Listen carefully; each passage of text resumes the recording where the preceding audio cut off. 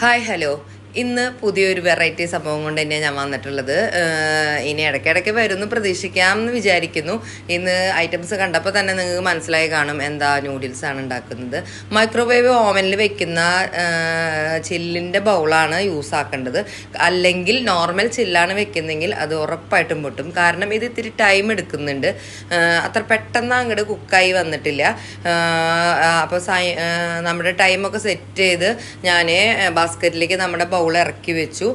Time set ചെയ്തു. Work ചെയ്ത് തുടങ്ങിയിട്ടുണ്ട്. കുറച്ച് ടൈം കഴിഞ്ഞപ്പോൾ ഞാനൊരു 50 മിനിറ്റ്സ് കഴിഞ്ഞപ്പോൾ ജസ്റ്റ് ഒന്ന് തുറന്നു നോക്കി. വീണ്ടും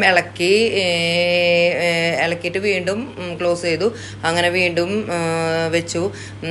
പിന്നെ നമുക്ക് ഇനി ഫൈനൽ പ്രൊഡക്റ്റ് എന്താന്ന് അങ്ങനെ കുറച്ച് നേരത്തെ അതികഠിനമായ പ്രയത്നത്തിന് ശേഷം എനിക്ക് നൂഡിൽസ് വന്ന് കിട്ടിയിട്ടുണ്ട്. കുറച്ച് സമയം എടുത്തിട്ടുണ്ട്. ഒരു അരമണിക്കൂറോളം അടുത്ത് വന്നിട്ടുണ്ട് ഈ സംഭവം. കറണ്ട് ബില്ല് സൂക്ഷിക്കണം. ഞാനിത് ചെയ്തു എന്ന് പറഞ്ഞിട്ട് നിങ്ങളിത് ചെയ്തിട്ട് വീട്ടിൽ നിന്ന് അടി മേടിക്കരുത്. നല്ല നൂഡിൽസായി വന്നിട്ടുണ്ട് കേട്ടോ.